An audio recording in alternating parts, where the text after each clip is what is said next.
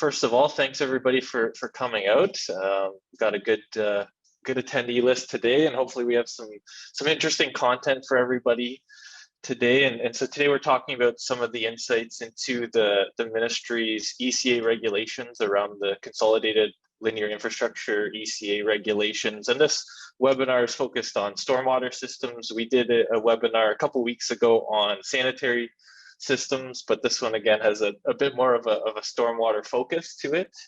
So just a few sort of housekeeping items up front. So the webinar has two different parts. So there's the presentation and then a Q&A session at the end. And but feel free as we go. There's a spot where you can type in questions. So if you do have any questions as we go or at the end, feel free to type them in, and we'll be happy to chat about them at the end of the presentation part.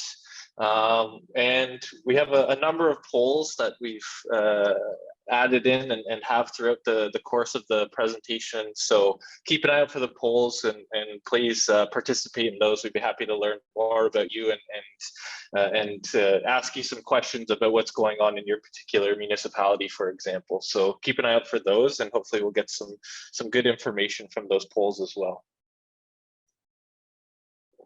So just a bit of an agenda for today. So just a quick introduction to Civica. Some of you may know about us and others maybe not so much. So we'll do a quick intro to Civica, who we are, and then a talk about ourselves. So there's three presenters today, myself, Ilmar Simonovskis, and Edward Graham. And so we'll just do a quick introduction to ourselves as well.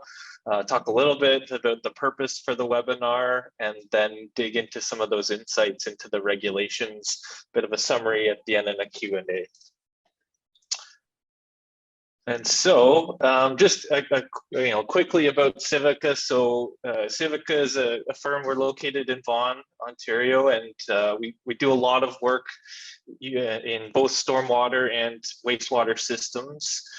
So a lot of our work involves working with municipalities and conservation authorities, other engineering firms and land developers to manage various aspects of stormwater and wastewater capacity system management. And really our goal is to help communities grow sustainably by understanding this valuable infrastructure and really getting the most out of the use of that infrastructure. So in the context of Ontario, I mean, there's a lot of growth that is happening and is planned to happen. And so how do we better understand these systems, and how do we maximize the use of that valuable infrastructure is a big driving factor for a lot of the work we do, whether that's, again, in stormwater systems, doing inspection of assets or modeling of assets, doing system performance work. So that's really what we are and what we do. We also have a full suite of field services and a separate software division now that has a lot of that software that really bolsters the consulting work and supports our services. So if you want to talk about software related to any of these services, we're more than happy to chat about that as well. A little bit about the presenters today. So my name is Matthew Malone, and I run the business development group here at Civica. So I have a few years of experience running various stormwater and wastewater system projects. I also have a bit of a municipal background. I work with the Region of Peel and their infrastructure planning and asset management group. So I have an understanding from a municipal side, what it takes to kind of build programs and run projects through those programs as well. So that's a little bit about me. I won't spend too much time, and maybe I'll pass it over to Ilmar to go next. Certainly. Thank you, Matt. So my name is Ilmar Simonovskis. For those of you that don't know me, background involves consulting, contract and construction management, as well as working at Civica on the water resources side. A lot of experience in public sector work, a lot of experience with development application process, as well as operations within the infrastructure systems. So with that, I'll pass it on to Ed. Hi, everyone. My name is Edward Graham, and I have just about 30 years of experience doing a lot of the hydrology, hydraulics of water resources systems, and the software that helps us manage these systems. You might have heard of VO or Visual Optimo.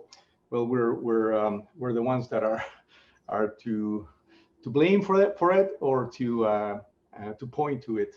So that's an example of the type of softwares that we develop and maintain. More recently, we've been doing more program management software, cloud-based through our data current system. We're doing a lot of monitoring of both stormwater and sanitary sewer systems, and we're automating a lot of the process that are required for reporting. We call our new company that is associated with Civica Smart City Water, because we want to automate a lot of the processes that are become repetitive. And that's our passion. That's my passion, to help you guys manage programs in relation to the capacity of your drainage systems. Thanks, guys. And so, you know, we told you a little bit about ourselves. So I'll just launch our first poll, and it's a question around, you know, who's out there, who's in the audience today. So there should be a poll that pops up, and if you could, you know, throw in your answers, feel free to do so. Let's give maybe 20, 30 seconds to get the answers here.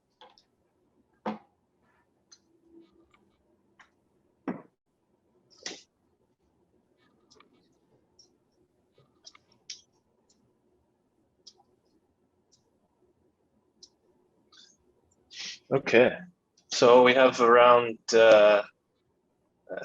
split between municipalities and consulting contracting firms. So 80% are from municipalities, and the other 20 are from consulting or contracting firms. So it's a good mix of people. So, you know, just a quick you know, sort of intro to the webinar and the purpose around it. So as many of you may be aware, that these new consolidated linear infrastructure ECA regulations are coming out, and they're affecting all municipalities in Ontario. If you own either stormwater or sanitary infrastructure, which is pretty much everybody at this point. So, you know, we wanted to promote some awareness around the regulations, you know, talk about what impact they may have on municipalities and those that manage the systems, either from a operation standpoint or from a infrastructure planning or development planning side of things, and maybe, you know, just talk a little bit about some of the key takeaways and challenges posed by these regulations. We're not going into too much detail today. They are, you know, when you look at the documents, the template documents that the ministry has released around putting the applications together and the design criteria, there's a lot to dig into there, but we're staying pretty high level at this point in terms of some of the key challenges that we see. And then we'll also talk about some of the potential solutions or considerations that many municipalities may have in moving forward and going through this process of both applying and going through the process of getting this consolidated linear infrastructure ECA, but also what that means after as well.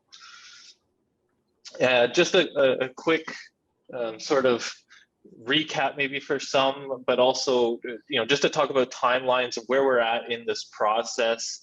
You know, it's more from the ministry's point of view, but also maybe where some of you may be at. So the ministry made a decision back in the spring this year to roll out these regulations, and so they've started to engage some municipalities. So there have been a couple, for example, Region of Peel and Barrie have gone through sort of piloting the ECA application process for themselves, and generally how this has been sort of pitched is that it's going to be rolled out to larger municipalities first, and then kind of trickle down to smaller and smaller in terms of engagement with the ministry and having to follow these regulations. So some of you may have already received some notices and some emails about having to go through the process already, whereas some may be later this year, and we kind of foresee it going into next year as well in terms of it rolling out to various municipalities. But it is something that's coming, and maybe you're already experiencing the throes of it, or maybe it's something that you're planning for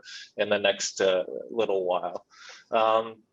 So I'll throw up another poll, and just to kind of see how familiar people are with the regulations and sort of what is incorporated within them.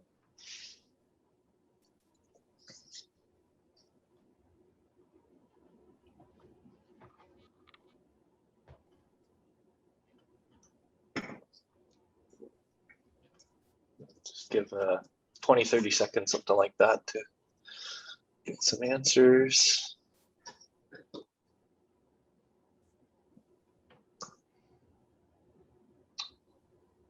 Okay, so we have a good mix here. So nobody's very familiar, which is probably to be expected. I think, once the regulations roll out and people have to get engaged with them a bit more, they'll probably become more familiar. And then I'd say about 65% are either somewhat unfamiliar or very unfamiliar. So it's a good mix. Some people are somewhat familiar, but nobody's really at that sort of very familiar stage at this point in time. So with that, I'm going to pass it over to Ilmar, and he's going to start digging into some of the insights that we've identified through the output of these new regulations. All right, thanks very much, Matt.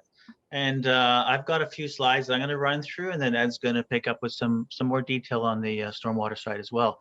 So generally speaking, we're going to be talking about the high level around the streamlining process and some of the opportunities around asset management. And for those of you that may not be familiar with the regulations, the whole idea of the consolidated linear infrastructure permissions approach is really related to reducing risk around sanitary and storm sewer systems. So we did a sanitary review last week at a webinar, and this week's webinar is going to be focusing on storm sewer. But the high level aspects are the same. And the whole goal of this program is to really reduce red tape and approvals when delivering these infrastructure projects. And there's some intended consequences or intended outcomes expected of this. It's creating an efficient process so that we can ensure that all the pre-authorizations are happening in a systematic approach. Also, there's clear and transparent processes that are being rolled out that allow for the province to both track applications as well as ensure that the applications are consistent.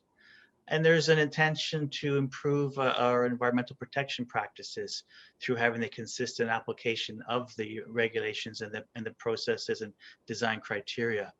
And hopefully it's going to eventually establish a comprehensive picture for the sewer and sanitary works across the province.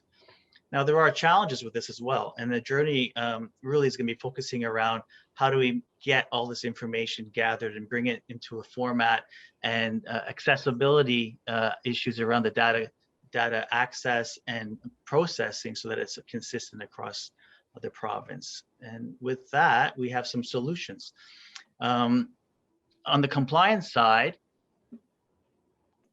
we do have the province has made some great efforts in standardizing and simplifying the approvals process. And really it's around the compliance of regulations and the standards that they've been working through and working with stakeholders to make sure that there's clear applicability and also clear understanding on how these standards are going to be rolled out.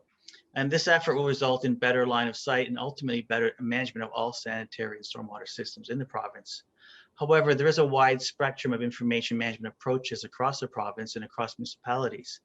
Factors such as the size of the systems, the structure of the organization, the municipalities, the location, whether it's in the GTA or in northern parts of the province, growth pressures and historical record management practices are all going to bring nuances to this process for each municipality.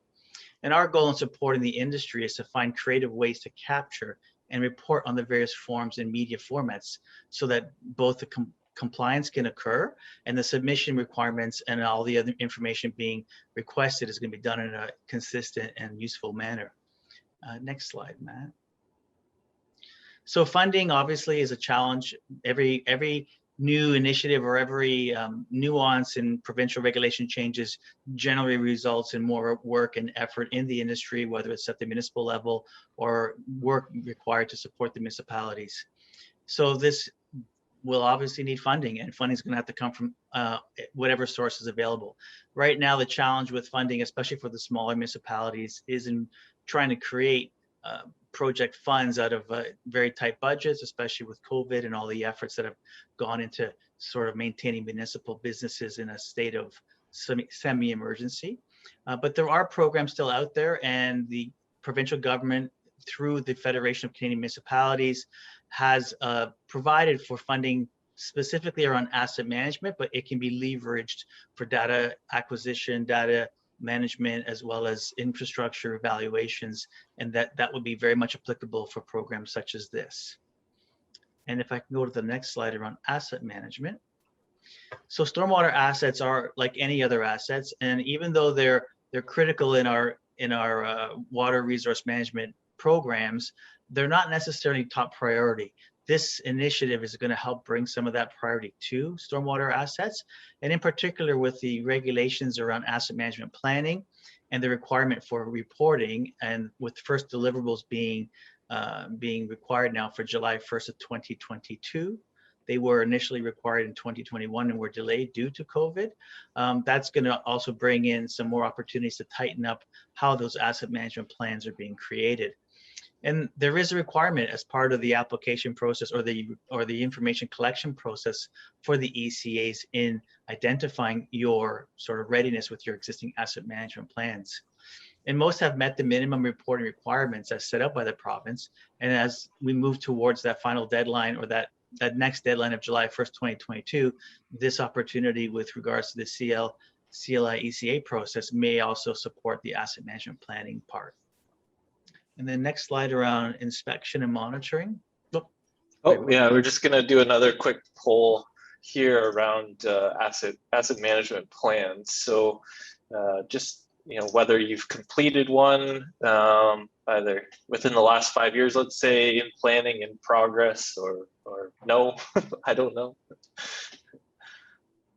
I guess for those in the consulting contracting side of things, there probably should have been an NA as well.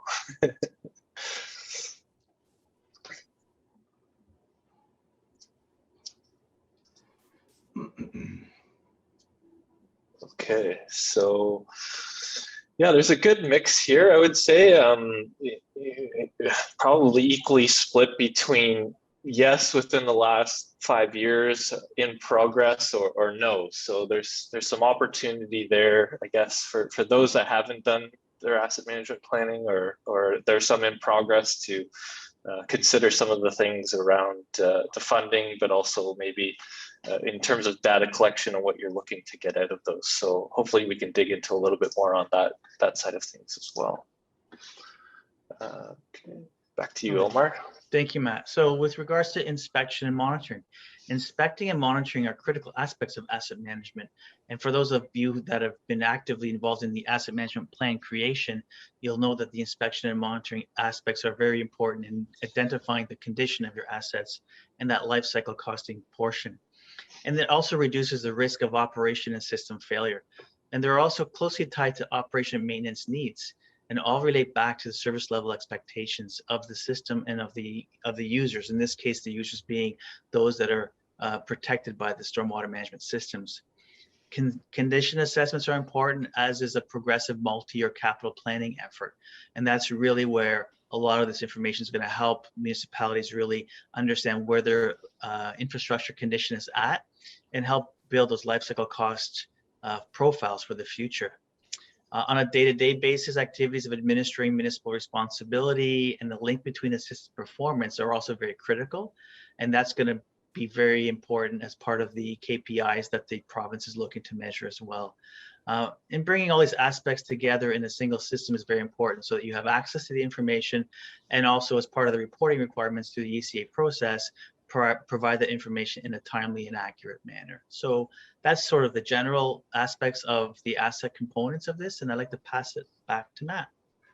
Awesome. So a couple polls just around some of the various inspection and monitoring that you may be doing within a municipality. So there are many aspects of the stormwater asset inspection, but one of them was around a CCTV program. So do you have a dedicated stormwater system CCTV program to inspect these assets, specifically on a pipe side of things? Like I said, there are many other inspections that you can do, but this is a key one that a lot of municipalities are implementing these days.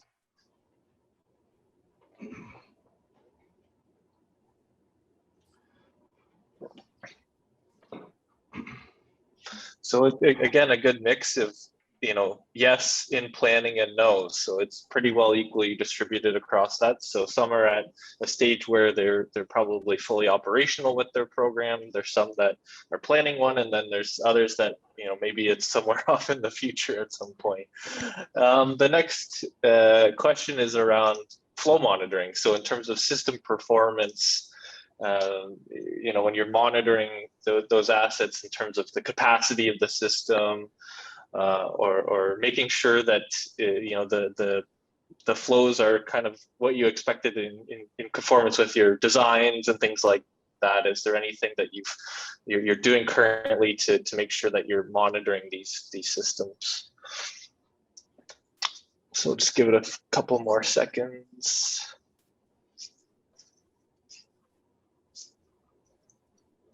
So again, I would say, well, this one's a little less split. There's a few that are doing it, some that are planning, and then quite a few that are not currently monitoring stormwater systems on a regular basis or have a dedicated program. A lot of municipalities probably do this on a more as-needed basis as well. So it just depends maybe on what level of comfort and what level of detail you need when you're doing that type of study.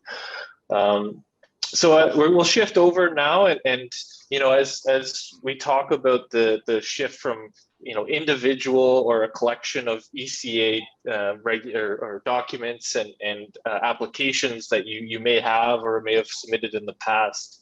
Our understanding of where the shift is going, or where that focus is going, is now, in the name of the regulations, it's consolidated linear infrastructure. So really, we want to focus more on that system as a whole, and talk about, both our understanding of the system itself, where those assets are, for example, but also how it's performing. And really, that's a key push for I think the ministry, and really for us to focus on is how do we understand our systems, and how do they perform in various aspects, whether that's according to the design or under various storm scenarios. So with that, I'll pass it over to Ed, and he can take us through the next few slides, more focused on a system-wide aspect. Thanks, Matt. And let me start, before I actually jump to my presentation, the slides that you see in front of you. I just want to give you the latest news that I know about from the MECP. Well, in fact, yesterday there's a group of 127 recipients that have been participating in these working group meetings with the ministry. So yesterday we got the latest set of documents for both the storm water systems and the sanitary drainage systems. And if you would like to get a copy of these documents that will describe both the new design criteria for, today we're talking about storm, but we have it also for sanitary, but for storm, and the new ECA template, contact Matt, and we will be glad to give you copies of these documents. You will see the requirements that are being asked from the municipalities. If you're a consultant who may be helping the municipalities, or if you're a municipal employee or staff that is going to be involved with this, you can get as detailed as possible information about what we're talking about. Again, we'll be glad to provide this information. Specifically in the template for stormwater, the new ECA template that the ministry wants all of us to follow, you will see that it's made up of six schedules and an appendix. The appendix is the stormwater management criteria that we're to follow. A lot of it is the same of what we're already doing. They are changing some elements of what we're doing to update it and to get rid of some of the older requirements that are no longer relevant, but they're adding new requirements. And like Ilmar was saying, that there's going to be a few new requirements, starting with the asset information. We need to have a really good understanding of all the storm drainage assets that are out there. And if you're a consultant designing or involved in the construction process, yeah, there will be a certain level of documentation that will be required to update your own inventory. But also there's going to be a level of reporting to the ministry. Even though the ministry is not going to be reviewing some of these simpler linear infrastructure designs and approving them, they're passing this or leaving this only with the municipal or the system owners, I should say. Yeah, there will be a requirement to make sure that they are reporting on what they're doing, what the municipalities are doing. So there's a logical connection between asset management and development approvals, review and approval process, the actual design and so on. So again, a lot of this will be in those documents. We'll be more than glad to send you copies. And if you want to participate in these working groups, I know the ministry is open to having anybody that's interested participate, so you can hear firsthand the comments that are being brought forward by the participants and the responses that the ministry is giving. I'm sure that you, maybe some of you guys are already attending these meetings, but some of you who are not, you'd be great learning experience at the least in terms of how this process of implementing these new regulations works. So I'm just going to go into the presentation. And like I said before, I'm heavily involved in the smart city movement, so to speak, for drainage systems. And so I'm going to speak about how the smart city approach for dealing with some of these new regulations and requirements. I'll give you a bit of a perspective on that. So smart cities basically started with the assets as well. So it's by having a really good inventory of everything that is present in a drainage system, and the condition of those assets is a starting point. We have to make sure that those assets are working in accordance to the original ECA permit. So the ECA permits would have been issued by the ministry. As far as I know, the 80s, 90s, they were issuing ECA permits, and there were conditions associated with those approvals. There was a permit issued when there were conditions associated with the approval. And that one of the key conditions that I always remember, because we've been doing a lot of stormwater management facility sediment removal. We know that one of the key elements in those requirements is that every storm drainage facility has to be operating at the level for which it was intended at the time. So some of those levels may not meet current standards, and you're not necessarily required to meet all the current standards, but anything new has to meet the standards. Anything old has to meet the standards for which they were approved at the time. And if there's any problems with those older infrastructure that may not be meeting the standard, or there are other problems that have arisen, any new improvements that are made have to meet the standards, the present standards as we know them. So gaining a system understanding is the first step. So creating a good inventory, and we use a tool called SwimSoft. Some of you might have heard of that tool. It's basically a drainage asset management tool it started with ponds, but it evolved to LIDs and road crossings as well, drainage crossings. Now it's migrating to DCAM. I'm involved with DCAM, which is it's called a data current asset management module within the monitoring system. So what you have to do is basically collect information about your drainage system. You may have it already in your past ECA permits. The permits would have attached drawings or reports to them, and the permit itself would have some information about them. But if you cannot find the ECAs or those reports or drawings, you're going to go out there and have to do inspections. You build your inventory, and some monitoring will be required. Actually, the new regulations require some level of monitoring. That's part of the debates that are going on as to why do we need to always monitor drainage features that are built according to the standards. So that's one of the issues that was discussed in the last meeting last week. In fact, the next meeting is August 11. So if you want to attend those ones, I would highly encourage you to do so. The other thing that you can do is analysis. So one of the things that the ministry is asking is to build models to make sure we understand how the drainage assets are performing as to whether or not they meet the functions. The functions are up to the level for which they were built.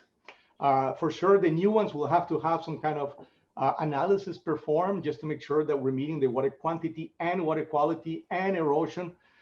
So there's multiple, water balance is another. You may already be familiar because conservation authorities or municipalities are already doing this as per MECP guidelines from the past. So a lot of that is being retained. Some of it is being re-emphasized now and like I said, clarified, updated. So thank you, Matt. The approach is basically to consolidate a lot of these ECAs. While before the ministry would issue a permit for an individual work, now they want the system owners to maintain all of those works in accordance to the permits that are issued and according to the standards that the ministry is asking all of us to uphold. But the ones responsible are the system owners.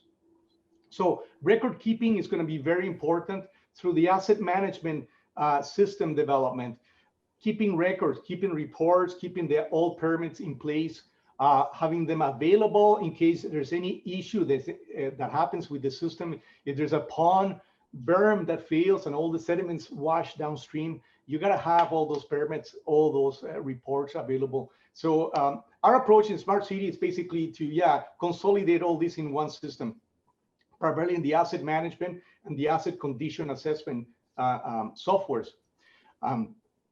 So again, there's going to be a need to do and report on inspections. I read in the latest standards that after large events, the ministry is expecting municipalities or system owners to go on and inspect a lot of your assets. It's not only once a year or once every 2 or 3 or 5 years. Now they're asking for inspections after significant storms, and that's going to be part of the debate whether or not that's even viable. But at least certain critical assets that may be susceptible to becoming non-functional during or after storm events because of debris blockages. Like I know grading at the upstream end of crossings become blocked because of debris. All of that will be formalized through an inspection process after certain types of events are happening in that particular location. So next slide. Again, the new regulations are leaving the responsibility to review and approve with the system owner, that is municipalities. There's going to be a requirement for monitoring and analysis to make sure that the sizing is right in the first place and the system continues to operate as per the permit, as per the standards for which they were built. And there's going to be a need for reporting. So all of this is going to be a bit of a headache, I guess, to implement all this, at least initially, until we have a fairly efficient process of storing, managing the data, putting together submissions to the ministry. I noted there that a lot of the work will likely have to be in cooperation, in partnership with conservation authorities.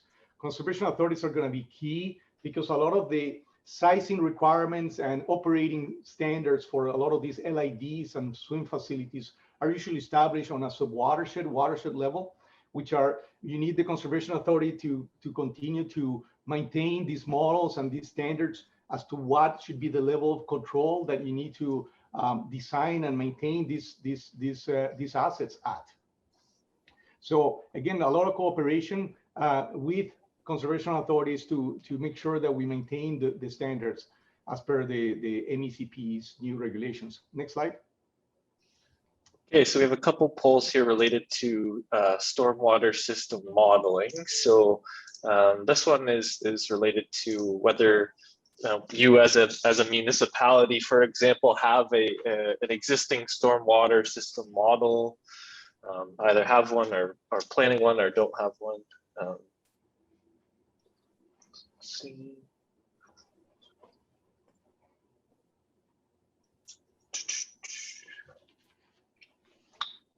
Just give a couple more seconds here. Okay, so it looks like about a quarter of the people have one, 50% don't have one, and another quarter are in the process of planning one. So that's interesting results. The next one is more around, you know, as Ed mentioned, that the conservation authorities and working with them and you know, awareness around whether they currently have a stormwater system, so you know, maybe a riverine or river model that incorporates the urban drainage into them as well.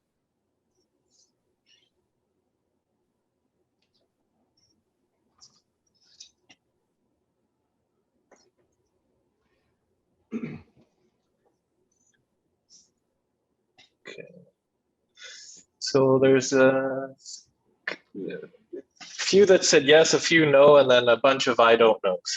So it's an interesting results, and I'm sure, you know, depending on where you're located and what, you know, there may be a conservation authority, there actually may not be, depending on where you are in Ontario. So it'd be interesting to see how that may evolve in the future in terms of getting some of that information in terms of urban drainage into those stormwater system models. Okay, Ed, back to you. Yeah, before I jump into low impact development for stormwater management, I just want to clarify that every watershed model that the conservation authorities produce have all the drainage area included in their models. The question is the level of detail that they include the urban areas at. They would include stormwater management facilities for events right up to the 100-year storm.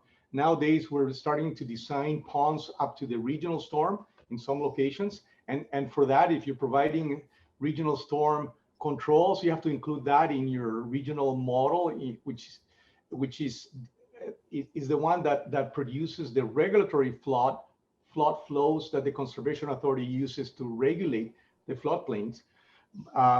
Those ponds that are less than the regional storm, starting at the 100-year and below, we usually remove those ponds in the Conservation Authority models when we do the regulatory flood flow analysis. So they would not have those details. They would have them. They would put them back again in their models for erosion analysis and water quality analysis. They do any. Primarily for erosion analysis, if the ponds have an erosion analysis function through extended detention. So the type of models that the MECP is going to be asking municipalities to do for urban settings is going to be quite a bit more detailed. If you're old like me or older like me, and Ilmar, I should say, Ilmar Simonovskis is more my age. When I started my career in the 90s, late 80s, 90s, we used to do dual drainage models where we would analyze the overland flow along the streets during right up to the 100-year storm, and the amount of flow that would be captured by the storm sewer systems. And the purpose of that was to make sure that the storm sewers wouldn't become surcharged during the 100-year storm, because we typically design them for the 5-year flow, but invariably more flow can be captured during events that are larger than the 5-year. So we would check the hydraulic grade line and in the sewers And then we would check the overland flow depth at the surface to make sure that we didn't flood private properties, and the flow would be maintained within 0.3 meter depth. We kind of stopped doing that. Most municipal standards do not require that explicitly. Now that's going to come back, it seems, because of stormwater creating flooding in some areas where we didn't think it was that it wasn't going to flood, and also because of sanitary I&I as well that's happening over sanitary manhole lids. So I just want to give you the heads up that the modeling that we were talking about for conservation authorities, it's going to have to be a bit more detailed for the municipal drainage systems, what we call the tableland drainage, above the valleys. Okay, so now going back to this low impact development. So MECP is again reinforcing in their standards the need to implement and to understand the LIDs, the low impact developments that are technologies that are being now used to control stormwater, both quantity up to a certain point, but quality and erosion is primarily controlled through LIDs and extended detention in stormwater management facilities. So for that, I'm going to give you a bit of a plug for our system, but there's various systems. There's our competitor, PC Swim, is very good for that. There's VO, our system. There's other systems. There's Innovice products, InfoWorks, etc., that can be used for that purpose. So that's part of the process of understanding how these LIDs are working. And there's going to be a requirement to do inspections and possibly monitoring, because you don't know when these LIDs will stop working because of sediment accumulation within infiltration facilities and so on. So there might be a need to do some monitoring to see whether or not the flow that they were intended to capture will continue to be captured after sediment accumulation may happen in these systems. So there's going to be quite a bit more of asset management in the sense of understanding how these assets are operating over their life. And there's going to be different ways of assessing how this can be quantified and documented and reported back. And so this is part of the fun of combining asset management and development review and operations. So if you have multiple departments in a municipality, they will likely have to be working together more so nowadays. So cloud-based systems where you can have shared data is going to be very important for these type of functions.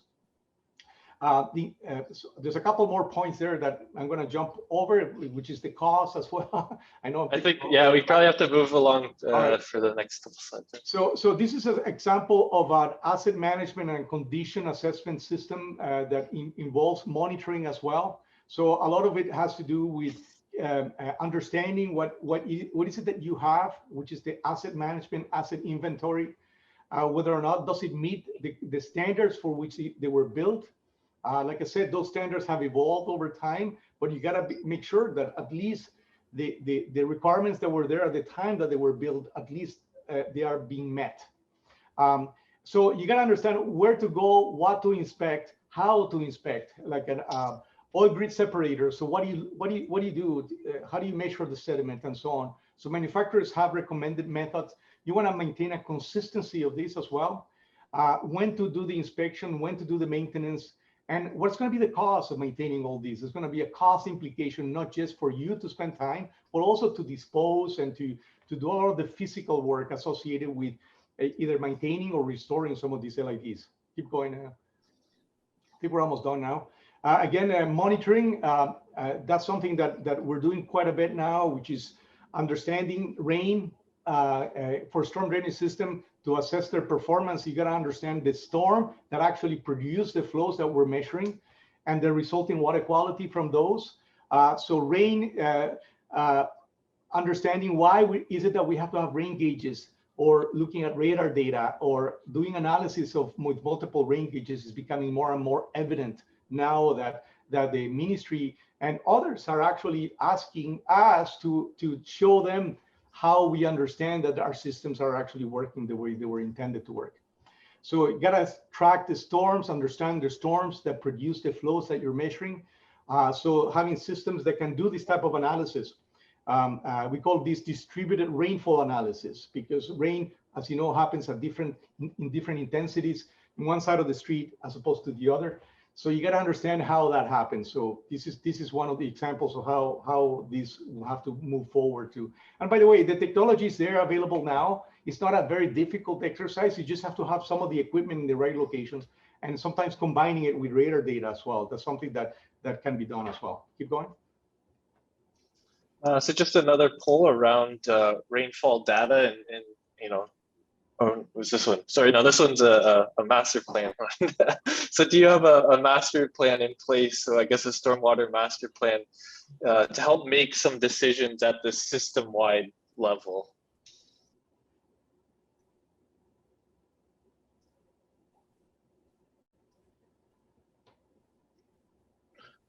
Okay. So we have about 65% that do have a stormwater master plan in place, 25% or so that do not, and then a few people that don't know. So that's interesting. So another, you know, consideration, at least in terms of where you may want to take some of those projects and programs. I guess, Ed, this is just the last one, and then we'll jump into the Q&A.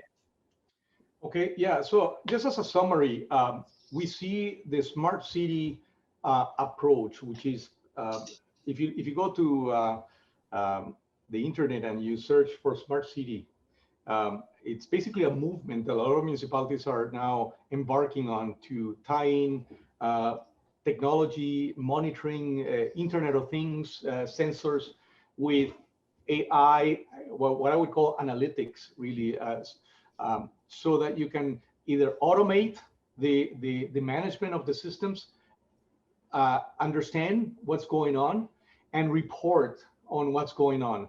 Because more and more, that's what we're being asked to do. And the MECP is basically delegating now, or passing on the responsibility to review and approve the linear infrastructure related to stormwater, but while making sure that the standards are updated and that you understand, the municipalities, that is system owners, understand what you have and whether or not they're working, and then to report on that. So those are the key challenges that we face ahead of us. And I think smart city approaches are going to be very helpful to make this efficient and effective. Okay, so we'll jump into the Q&A part, and so again, feel free. There should be something at the bottom you can click on and ask any questions that you may have. So feel free to shoot any questions in there.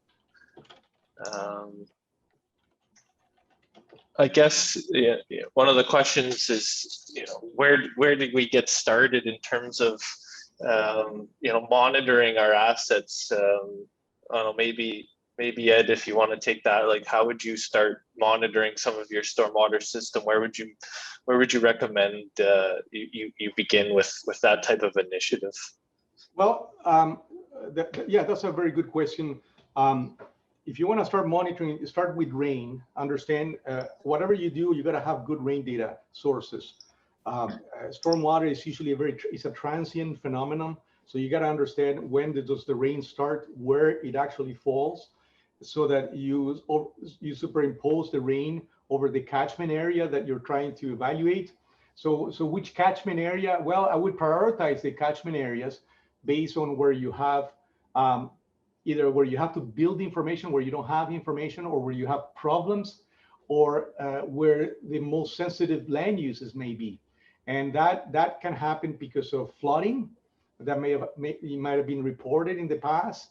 A lot of municipalities, I'm surprised, do not have a flooding reporting system tied to their asset management system, because once somebody reports flooding during a storm, that report becomes very important. So monitoring is not just flows and rain, but also monitoring what information we're getting from residents and so on. So just consolidating the experiences that we're gaining along the way into one system, into one asset management system, I believe is one of the keys that will also tell you where you need to do a flow water quality monitoring if you have sensitive receiving waters, water uses that may be affected by the quality as well.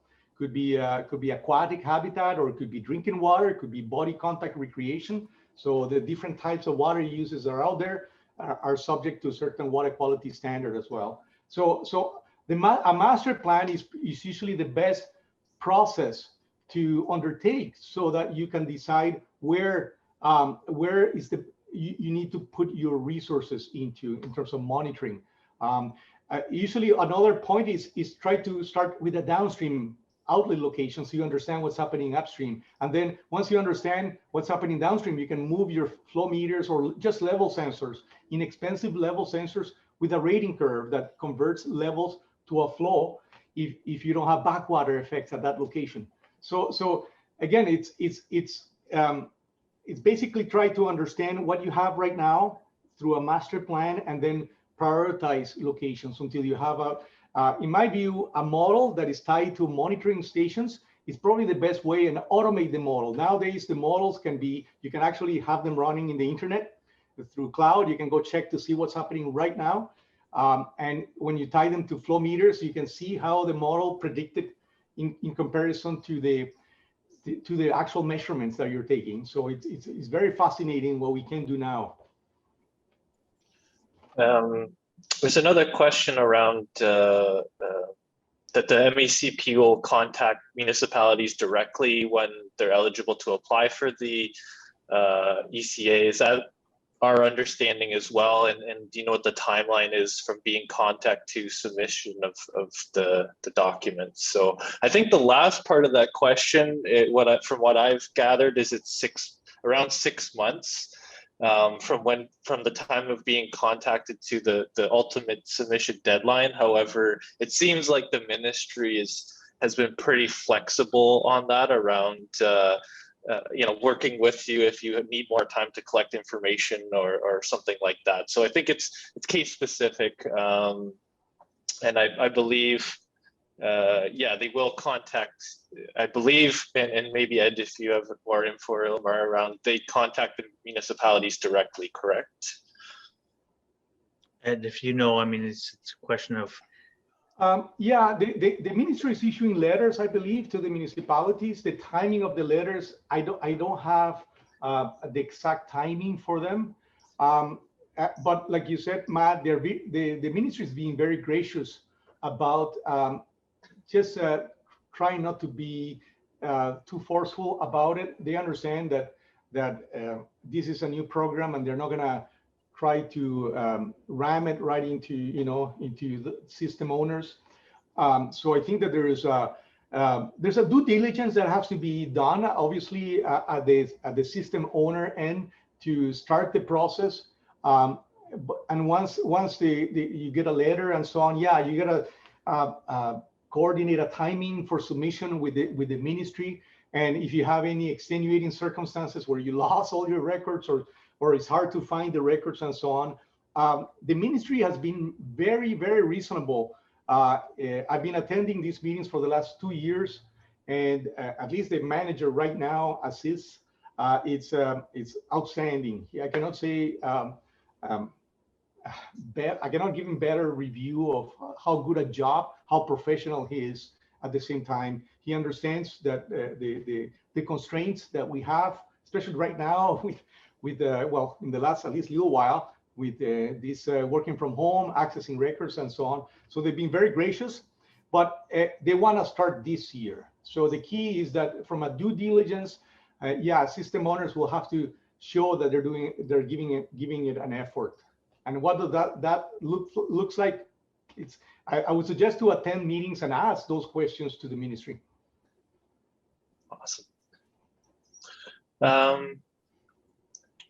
So I think we can go to our final poll, which since we're coming right up against the top of the hour here. So just a poll around whether you'd be interested in joining a working group. We've had several in the past to talk about various industry challenges around stormwater, wastewater, asset management, system performance, all that kind of stuff. So if you are interested in joining a working group, please let us know. And I know we've had some in the past, and we're considering building up more of those types of activities again. So if you are interested, feel free to vote yes, and we can certainly follow up with those that may be interested. So with that, I just want to, again, make everyone aware we did do the webinar a couple weeks ago around, a more of a focus on the sanitary wastewater system side of things. If you have any interest or would like to reach out about anything around either stormwater or wastewater side of things, in relation to the ECA regulations or just in general, feel free to give us a shout. We do also have a couple of upcoming articles, just some maybe digging into a little more detail around the ECA regulations, what it means to system owners and municipalities. We have a couple articles that are more focused on stormwater and sanitary, and then just sort of more of a generic article as well. So keep an eye out for those. We'll be releasing those out through a newsletter and on LinkedIn and all that kind of stuff as well. So feel free to download those and take a look, and hopefully they provide some insights to you as well. With that, I'll say thank you. We have a couple minutes left, so if you want to stick around and ask any questions, feel free to do so. But yeah, thanks again. Thanks everybody for coming out, and I hope it was a great event for you as well, and provided some useful information for you and your municipality.